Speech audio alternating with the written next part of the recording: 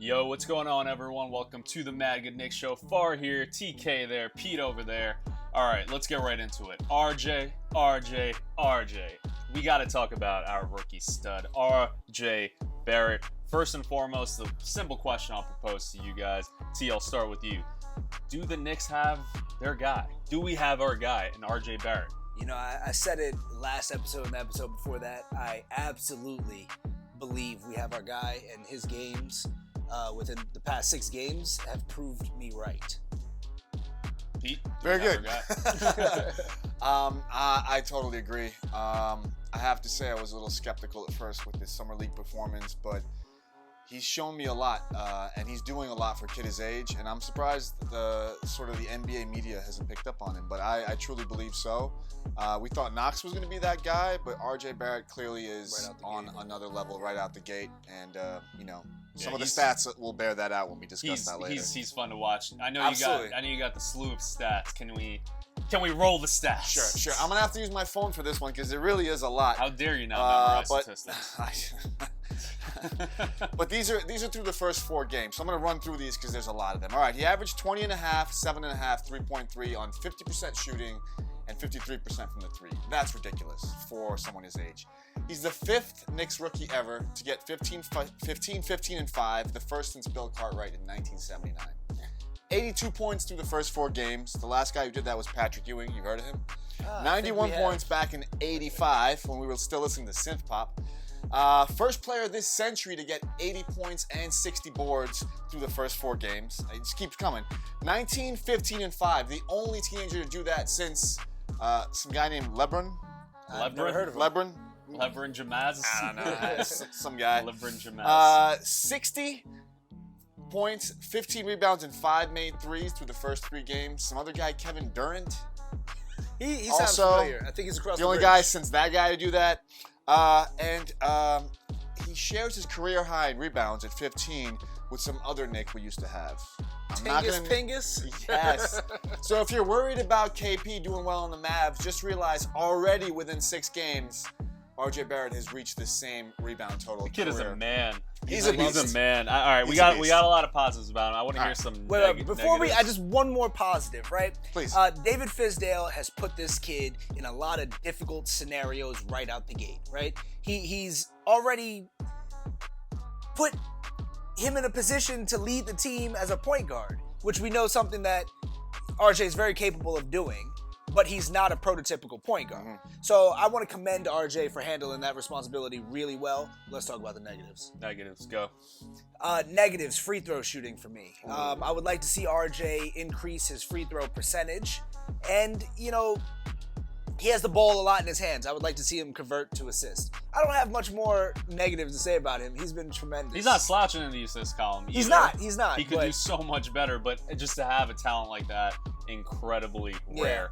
Free throws, though, that's what's losing us some games now. So the further the season goes, the more close games we lose, the higher intensity people will be on him about his free throws. Especially if the ball is going to be in your hands. Yep. You got to hit your free throws because you're going to the line. Agree. And I think the fact that the Knicks aren't a good team almost masks the fact that he's a bad free throw shooter. I think that would be, again, a bigger issue if we had close competitive games, which we did. The last game against Boston was close and competitive, but the free throw shooting, so that's definitely a big one. And I don't know if it's a negative with him per se, because you guys already mentioned the assist thing, and a lot of that has to do with the team. If the team could convert more, if we had more shooters, maybe a lot of those passes wouldn't be wasted. But for me, a negative that's not his fault.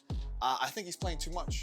I think he's playing too many minutes right now. That's going to wear him out. I know he's young. I know he's 19, and he should be able to handle it. But he's taking on a big load with the Knicks. It's not just that he's playing a lot of minutes. He's team leader in minutes. You know what's weird, though? Crazy. I don't, it doesn't impact his game. Clearly, he gets stronger. I mean, it's 6 not games. yet, but if he's wheezing and not really as conditioned, game 60 through 80, I'm okay with that. I don't think the Knicks are going to be fighting. That's a good point. But we haven't seen him winded. We always hear this rookie wall thing. So there's going to come a point, in the season where he does hit this wall. You hear rookie wall of rookies, everyday average rookies. I don't think he's an average rookie. All right, I think he's a cut above. I'm rooting against that, of course. What surprised you the most? What surprised you the most about RJ Barrett thus far? How composed he is and how far advanced his game is from a prototypical rookie, right? You see rookies coming in and they struggle early, right? It takes a couple games for them to get their feet wet. RJ Barrett, immediately right out the gate, has been killing it, so those are my two. Could not agree more. The composure, the maturity at his age, he's got a pretty high IQ, which is why he's able to get points, rebounds, and assists. Yep. You know, that's very like LeBron-esque type of characteristic. So yeah, I think that to me is a big one. And honestly, we got to give a kind of like a shout out to his NBA body. I mean, the guy's already banging on the post. Yeah. He's getting offensive boards, which is really impressive. Yeah. Offensive boards. So to me, his body and his composure for sure are standout features. His bulldog mentality. Yo, I swear to you, his bulldog mentality really reminds me of Carmelo Anthony, young Carmelo, just dogging after the rebounds, getting his own boards and putting it back up in the paint. I love seeing that. The other thing that really surprised me about RJ is when he's not on the court, I'm kind of concerned. And I did not expect that from a rookie at all, let alone that's a point guard with RJ Barrett. Yeah, so it sounds like the guy's positioned to be a real talent in this league. I think he could potentially be the 1-2 or future 1-2 punch. And we've got at least one superstar comfortably, I could say that, in the future of RJ Barrett. The fact that he's made the least amount of mistakes out of everybody on that team, the ones that are playing, should say something. Everyone else should be embarrassed. That's huge. All right, guys, let us know in the comments. What do you think about RJ Barrett? Continue the discussion below, and on to the next segment. Peace. What's going on, y'all? So 3 keys to turn this season around for the New York Knicks and hopefully lead to maybe the promised land. I don't know. We'll see. One is rotations. We got to figure out the rotations. What I liked most that Fizdale did against the Celtics was only 8 men played. I think that might be the right move going forward because we do have depth. So once these guys get tired and exhausted, let's bring in more people. Second, we need a point guard. We really, really need a point guard, which is going to take me to my third point, trade. We got to trade some of these vets. I think they're great. It's great culture. You know, we're building a lot of camaraderie amongst our guys, but we need a point guard. And how do we get a point guard? Golden State Warriors. They got a guy named D'Angelo Russell. I think we package up some of these 1-year vet contracts, trade them up. We got 2 lefties in the backcourt for the foreseeable future. I'd like that a lot. And that's going to turn the Knicks not only season around, but it's going to turn our whole franchise around. That's my 3 keys to the New York Knicks. What's up, guys? TK here. I want to talk to you about the 3 keys to success. So, first one I got for you is limit turnovers. I know this has been a challenge for us. We don't have any legitimate point guard, but that doesn't matter. We have to protect the ball. We're 24th in assists. We're just giving away the ball, though. So what does it matter? The second one, free throw percentage. We are, I want to say, dead last in the league in free throw percentage. We're missing easy ones. Guys, those are free points. You got to capitalize on that. And the third thing I'm going to say is field goal percentage. We are 28th in the league in points per game. Simple fix, guys. We're missing a lot of easy shots at the basket. It's uncalled for. We're leaving a lot of points out there on the court. Guys, those are my 3 keys that turn it around. It's very doable. The Knicks have lost 2 games by buzzer beater. So we're in these games, guys. We just got to do the little stuff to correct it. Later. What's up, boys and girls? It's your boy Pete's time to talk about the Knicks' 3 keys to success. I'm not going to mention point guard like Farhan did because I've been mentioning that with my brother since, I don't know, the 90s. It's kind of a moot point. Of course, we need an attack first, pass first point guard. Old effing story. But I'm going to move on to these other points. Number 1, turnovers. We have to limit turnovers. And we have to limit them by moving the ball better around the perimeter. We have to limit them by limiting isolations, which gets guys into trouble, double teams, triple teams. We have to limit turnovers and take care of the ball. Number 2, team defense. We get penetrated in the paint all game long. I know we have Mitch as the fucking shot blocker and all that, but you can't block 90 shots a game. You can block 2 or 3 at the most. What about all those other shots? Guys are running offensive sets that gets them completely open in the middle. We got to play better team defense. And finally, a point that I will agree with Farhan about. Stabilize those rotations. Who's the point guard? Who's starting? Who's this? Who's what? What's the chemistry? Come on. Those are my 3 keys to success. Yo, what's up, guys? It's your boy Steph. I'm going to talk about the 3 keys to success for the Knicks to turn around their game this season. Numero uno, pass the ball as much as you can. I know one-on-one in isolation, a lot of guys are on shorter contracts. They're trying to prove themselves ahead of time so they can increase their value. I get the point. But if everyone's hyped to come to the Knicks and Mecca this, Mecca that, let's play like a Mecca team, right? Second thing, RJ and Knox, I would like to see both of them start working a little together. I feel like Knox is a great shooter.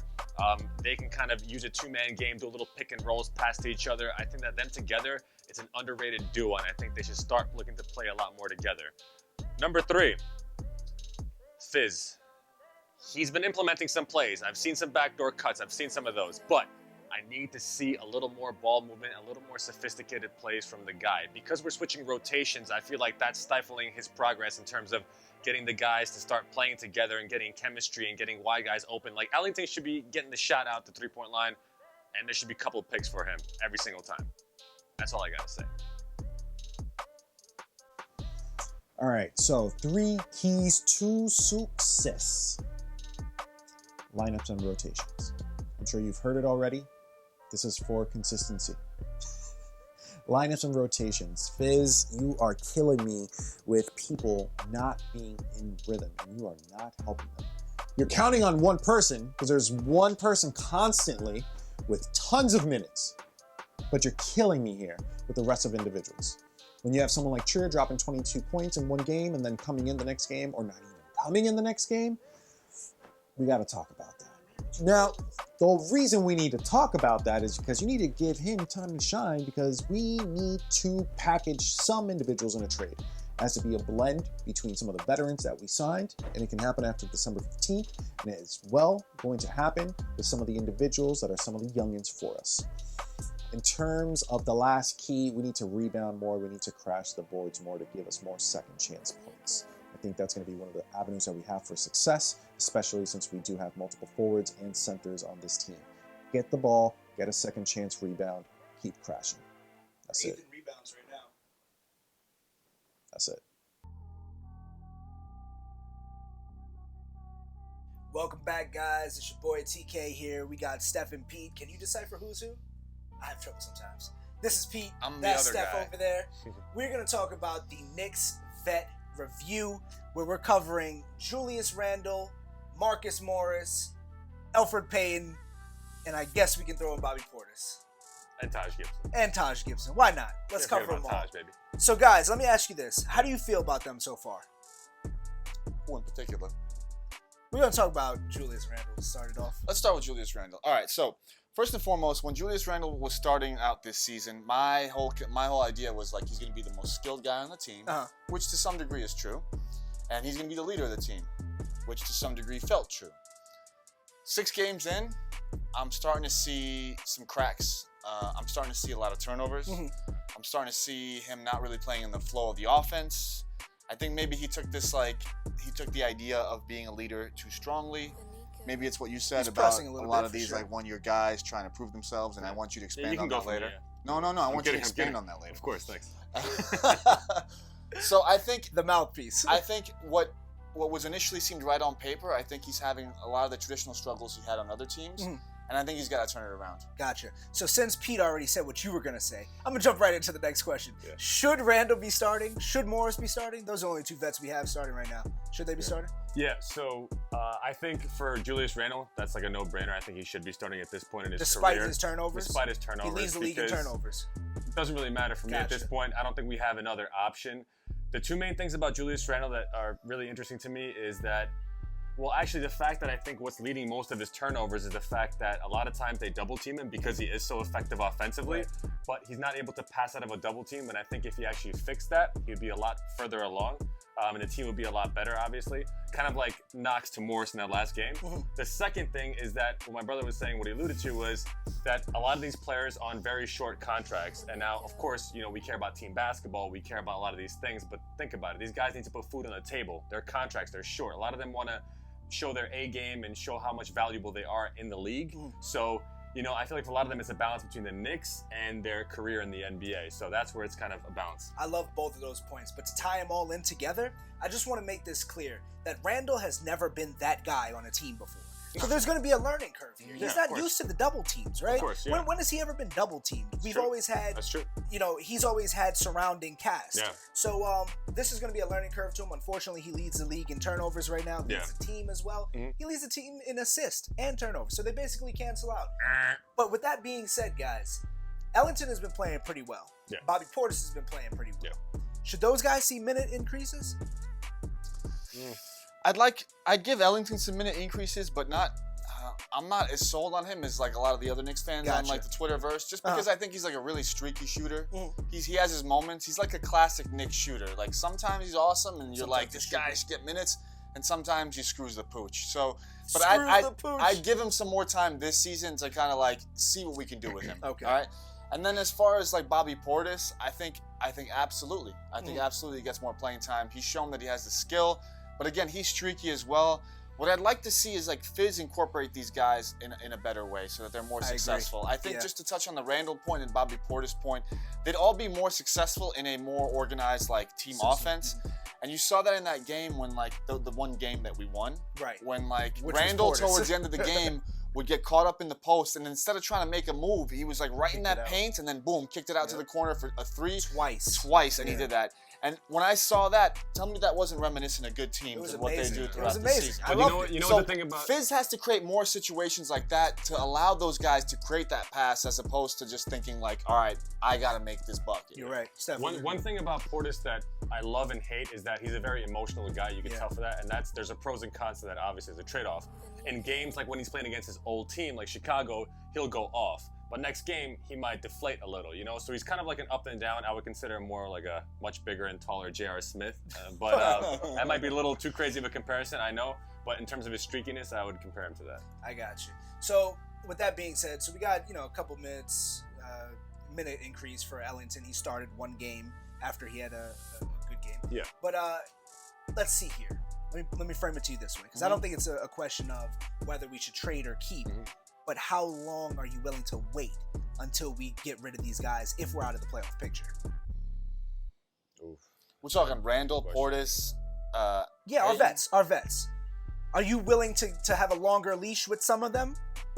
Absolutely. Yeah, go ahead. I was gonna say with Randall and Portis, I'd give them a couple years. Ellington, I think he showed so far that he's a great shooter.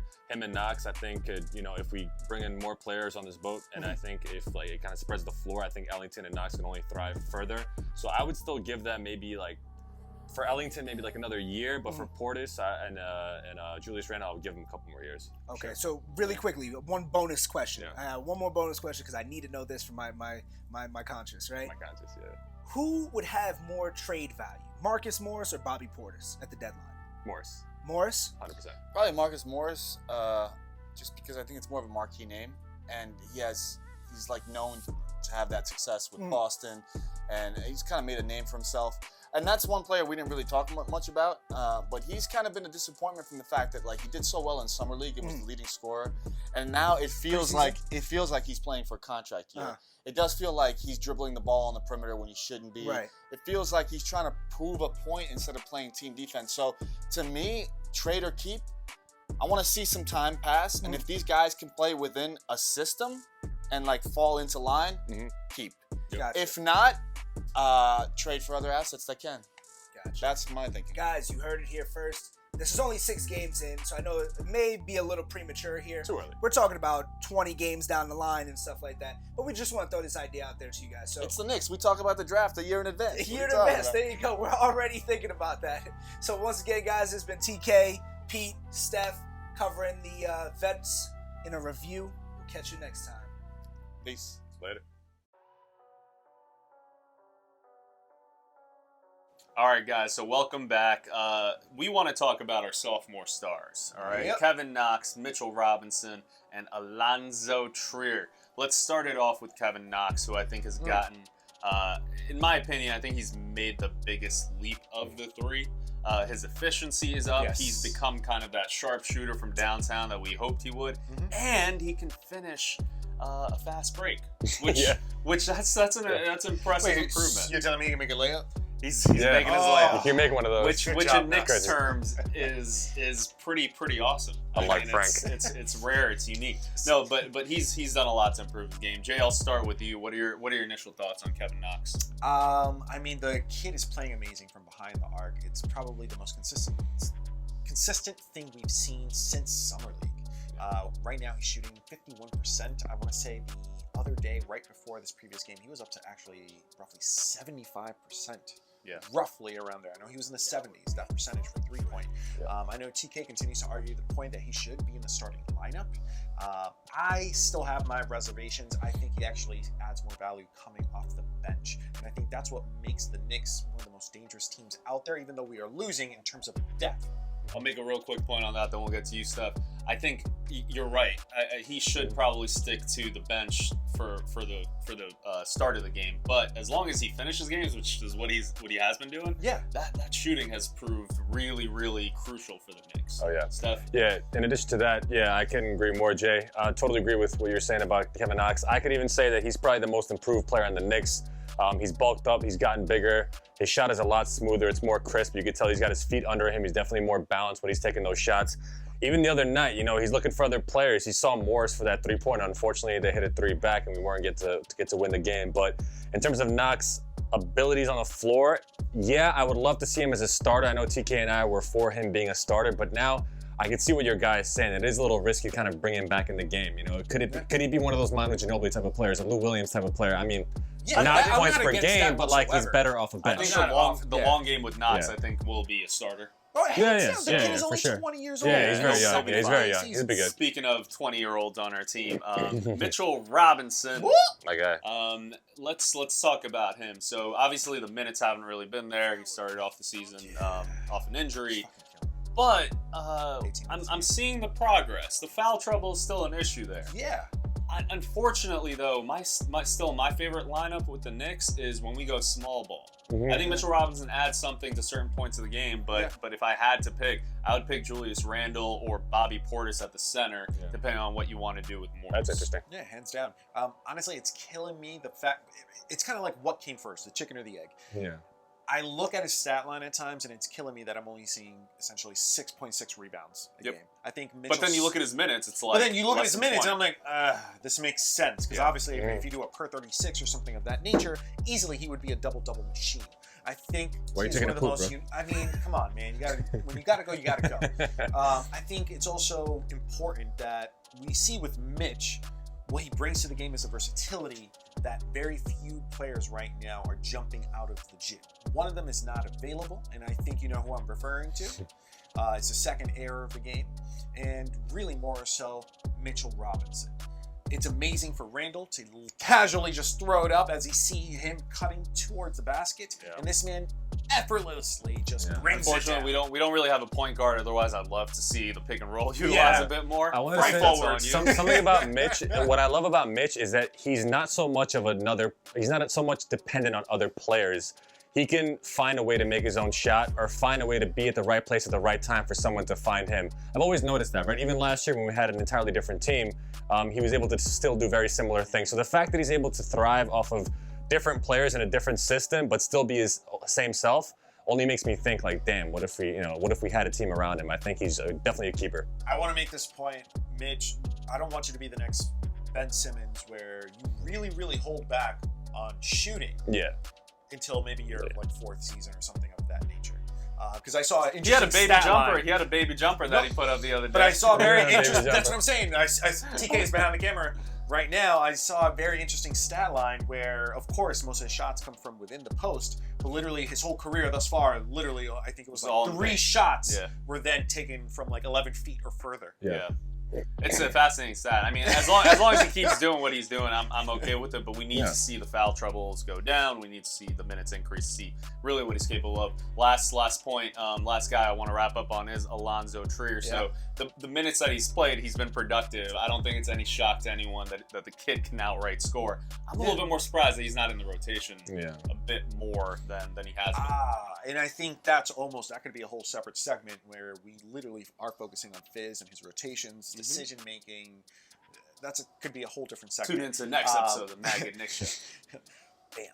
Alonzo Trier, though, for me, I don't know if you guys are going to kill me for this. I think he is going to be good trade bait. Yo, someone get me my knife. Dude, that's interesting that you say that, Jay. Okay, I don't agree with that, to be honest. One main reason, and this is what I was going to bring up if you didn't bring up this reason, is the fact that he's black and white when he's on the floor. Either he's not looking to shoot and looking to pass and dribbling around, or he just goes straight for the basket and nothing else exists around him. He's like a horse with blinders. He just doesn't see anything.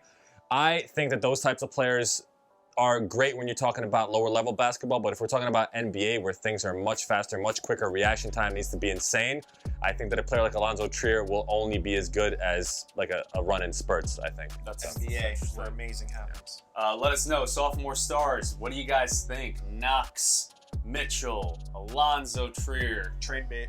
I mean, I love them He's all. really good. I love the guy. I love them all. Let I'm us just know what you guys saying. think. I don't see any sophomore slumps for any of them, which is definitely good news. Great job for the New York Knicks on picking the right guys last year to bring into this organization. For sure. Leave it in the comments. It's the MadGood Knicks Show. Peace.